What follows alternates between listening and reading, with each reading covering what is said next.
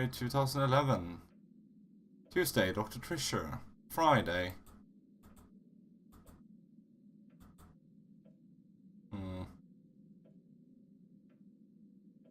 The 7th. The 23rd. 1st. Why is the 23rd X'd? Everyone's checked. Can I double check that one? No, cannot. Alright, fine.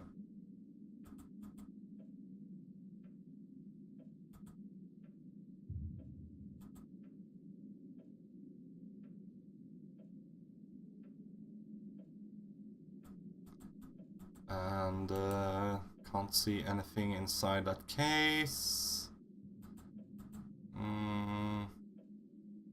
Can you keep in company? No, I'm playing a horror game, so I actually want to be alone.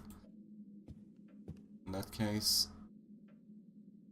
because when I have company, I don't really get scared at all, which is boring. Very old books, volumes of forgotten lore. Very old books, volumes of forgotten lore. And as well, I'm recording this for the YouTube, so that's why usually Koga doesn't join me as well when I play single player games, because it muddles the recordings quite a bit if I want to upload it. Come on.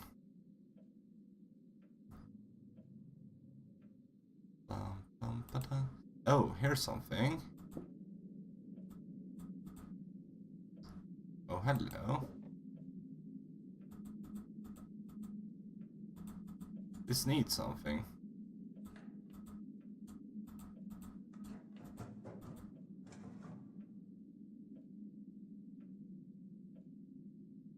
I heard a sound. Why can't I do anything with this?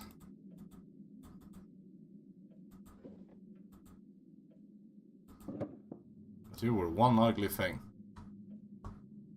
I heard something. Something was sneaking around.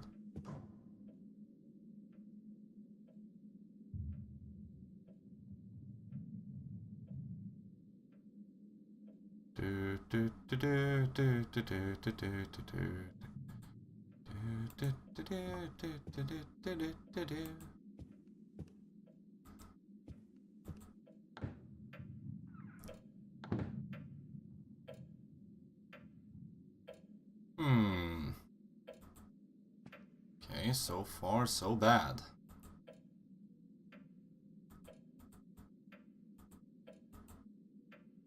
An unreadable paper.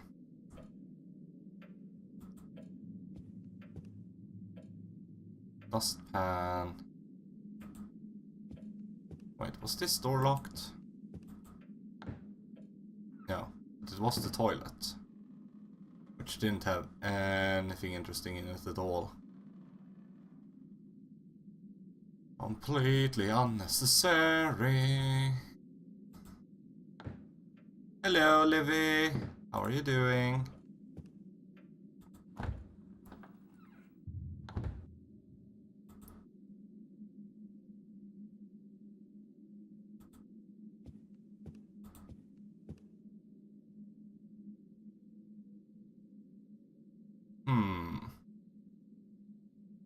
Okay, fine.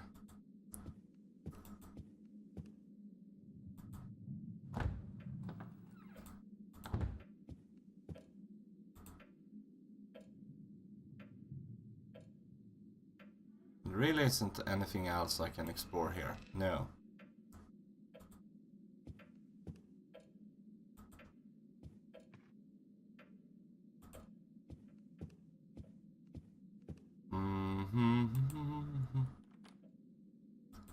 Yeah, I know, it's locked.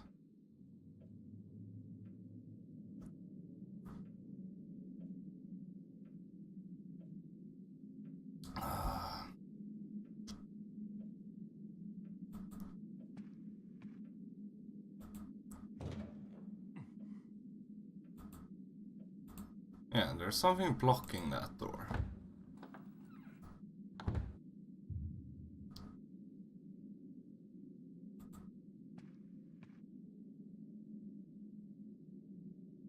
And that door is locked.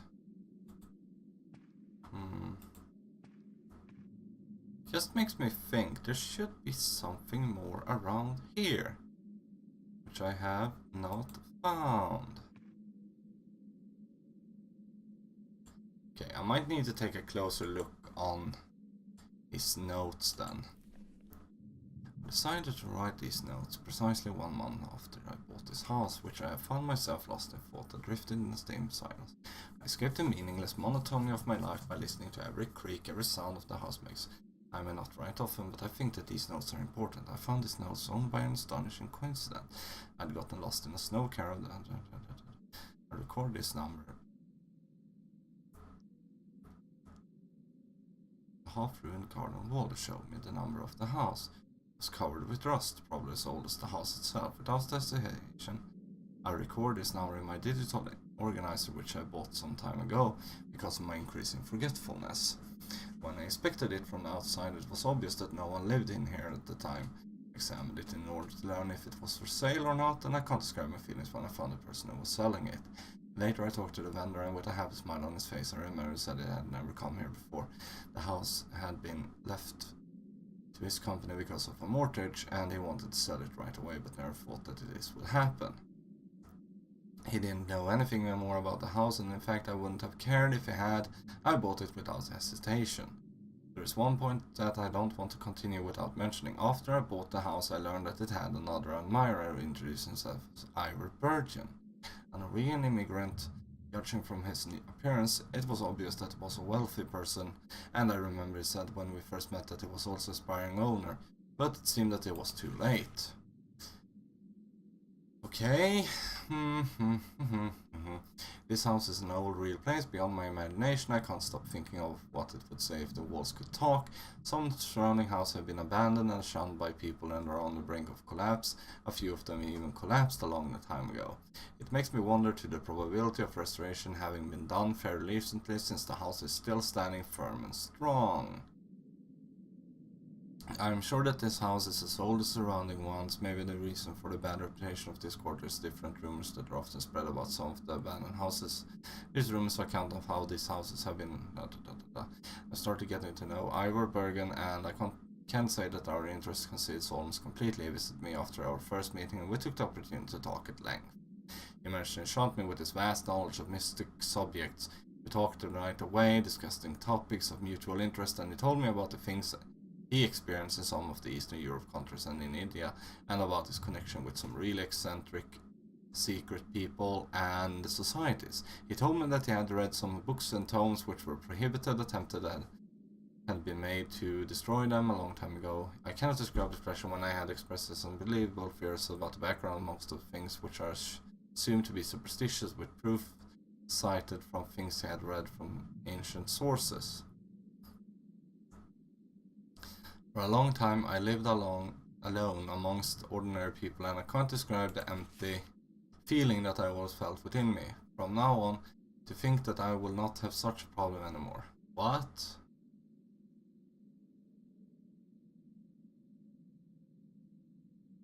Give Sneaky a good plot. Someone kills someone with a knife. I told Ivor this from the bottom of my heart. I encouraged him to visit me whenever he feels like it. Before tending to the outer, I decided to restore the interior of the house. Okay, fine. I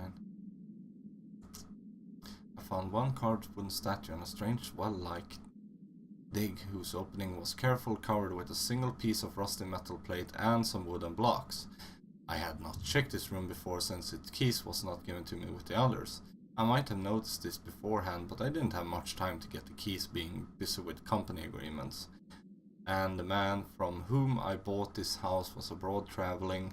Incidentally, there is another point that I can't continue without mentioning. That room, which oddly enough contains a well, has no electricity wiring. It is really strange that, in contrast to all other rooms that have electricity, I had to light up the room with some lanterns, which I found amongst the old furniture of the house. I felt a slight cold draught coming from within the careful covered well, and occasionally I heard some rattling sounds. But because I didn't have a strong enough flashlight, I couldn't examine the situation down below. I even threw a few small wooden blocks down, but I only heard sounds which made me think that the ground at the bottom is covered with mud. As soon as possible, I'm going to buy a stronger flashlight and try to examine down below. There isn't even the slightest clue regarding the reason for digging such a well. Maybe it is the entrance to an underground room, which was dug for the purpose of taking shelter during an extraordinary situation, such as a war. I wanted to take a look down there, but the ladder at the side seemed too rusty and flimsy. I decided that trying it would be too dangerous, so I tried finding another way. That I couldn't find anything useful at the time. The carved wooden statue is a complete enigma. I have no idea what it depicts. Whenever I hold it, due to reasons that I can't comprehend, I feel that it's very ancient. It was carved smoothly from a piece of tree that I don't recognize, and it contains a secret compartment. I think that I intentionally did something because it opened by itself. Or maybe it was already open, I'm not sure. There was nothing in the secret compartment. It was completely empty. Oddly enough, I felt that it had once stored something very precious. In addition, a beautiful yet subtle smell is dispersing from within the secret compartment. I can't tell what it is, but maybe it's some type of incense. Okay. To think I really start to get used to the house. During the first weeks, although I even hid this from myself, I felt like I wasn't going to get used to being here. I was jumping at every creak and cautiously listening to every sound. I kept waking up because some of excessively dense, strange smells, whose source I couldn't identify, and then I wasn't able to get back to sleep again. Yes, this may sound childish, but this house has a general loci that is really effective. As if all the creaks which are heard within and all these musty smells are alien. Maybe some of the stories that I have heard from some of the local people have influenced my thinking. The importance of these stories, most of them being related to the old owners of the house, seems too much for the local people. When they talk about these matters, a tone dominates their voice that is a mixture of awe and reverence, and as though they are afraid of being heard, they start whispering. According to the stories, this quarter is one of the first settlements of the Wellsmoth, and for this reason the houses which are standing now are the reconstructed or at least vastly restored version of the old original ones. There was a special purpose for trying to keep some of the houses intact, and they are too tight-lipped about this purpose. They mention some connections and deep wells like the one I found in my house, but they refrain from describing the purpose of these. If I investigate further, I hope to learn more about these connections or deep wells. I have completed all the preparations for the restoration and hired a competent, experienced team. They will start working next week to change all the inner wooden planking and wallpaper. I hope that with these changes I can stop all these musty and unknown smells. I can't say that Ivor liked this restoration process. He's asserted that such changes are going to destroy the original genius loci, and he argued with me on this for a long time. For some reason that I could not understand, I kept thinking that he was more angry that he let on. Yes, I know that he is really sensitive about such topics, but I can't change his opinion. I told him that this is going to be a restoration that is based on the original design. I'm not going to change my mind about this. As soon as possible, I want to have the restoration process completed. Okay, that's interesting enough. Let's check the next one. For the past 2 weeks I was out of town because of my job, and when I returned feeling tired I learned that restoration had not been completed due to the sounds that some of the workers suggested came from the cellar. This incident made me really angry, and I immediately obtained a strong flashlight in order to find out what the superstition vagrants may have been afraid of. My purpose was, by using an old rusted ladder, to go down and just take a look down there. But it didn't matter how many steps I took down I took, the ground continued to be concealed in the claustrophobic pitch darkness of the well. A short time later I noticed an opening of an horizontal tunnel. I entered the tunnel to check it. I don't know how long I stayed in there wondering why and when this worm-like burrow was dug, but then when I decided to proceed, I felt that my legs were aching. After moving forward for a short distance, I reached a wide chamber which was full of blood-curling strange statues. On its walls you could see signs of some erased and now to a great extent unreadable writings or wall paintings. The air was dominated by some kind of thick decaying smell which caused me to cough frequently from the opening of the tunnel. On the right and left walls of the chamber there were some kind of statues which looked almost alive. So much that just for a second I thought that they would rise and start to walk, which I thought the depicted saurian-headed creatures with the bodies of men. There was another figure which seemed to depict a ruler, similar to the hybrid statues on the walls, who was sitting on his throne and watching one of these creatures being sacrificed.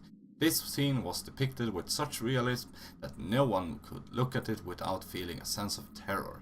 When I got close to the figure sitting on its throne, I noticed that some kind of smoke was leaking in from the gap that were behind the concrete throne. In fact, this was not easily discerned, because if not for the wind, which was blowing the smoke inside, I wouldn't have noticed it at all. I heard some sounds coming from behind those gaps which allowed the wind and smoke to enter.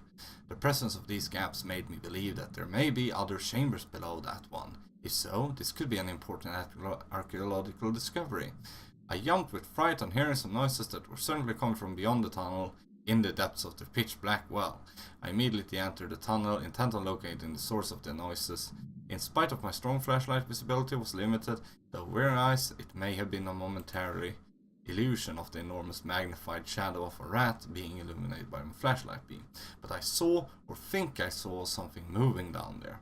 I jumped with fright because of this, but only later would I realize that the thing shocked me and caused me to wake up from nightmares and listen, shivering to the sounds that came from beyond the darkness that, like a thick blanket, covered the places where mercifully moonlight cannot reach. While I attempted to see something with my flashlight with that gluttonous darkness, I heard a feeble voice that came from some faraway place calling out something like, "Come." The voice was very similar to that of Ivor's familiar low-pitched voice. Through the effect of that shock, I threw my flashlight into the dense and dreary darkness, and with both hands free I dashed to the cold, damp, rusty metal ladder, which at that time seemed to me as though was eons old. While I was climbing up, and without daring to look down, I caused a piece of the ladder to be broken off and it fell into the pitch black darkness. Maybe because of the comforting feeling provided by this incident, I managed to reach the top and get me out of that well. The next morning, when I woke up in my bedroom, bathed in sunlight, I thought that all of these events were just delusions, merely caused by excessive awareness and insomnia. I reached another conclusion. Maybe Ivor was right about the restoration. This sort of place has very important features invisible to the naked eye. Hence, I decided to leave the house as it is now. I am not going to make any further efforts to restore the house. And that's it. Okay, we got a little bit of background story there of his checking on the tunnel, but I didn't get any good information of what to do next though. But now we know he went into the tunnel. Okay, we can't do anything with this portrait. But it was a really interesting read though. And we've been into the tunnel, but it's there's a recent landslide that covers it. So we can't go further into the chamber place he saw. So we can't confirm or deny his delusions. This is locked, I know. There's a piece of paper on the ground which I can't pick up.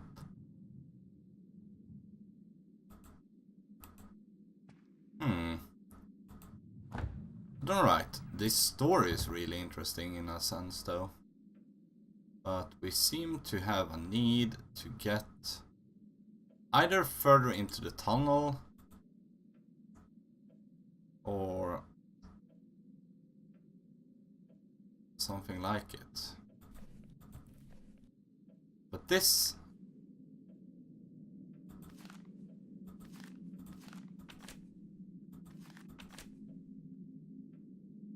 together with this can't think of anything, alright. Because according to his thoughts,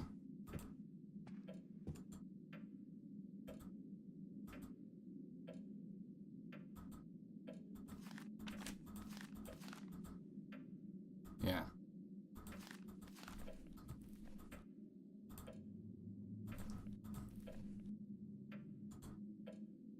Can we call someone?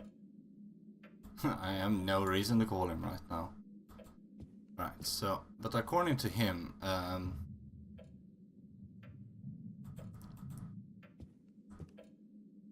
most important is the cave.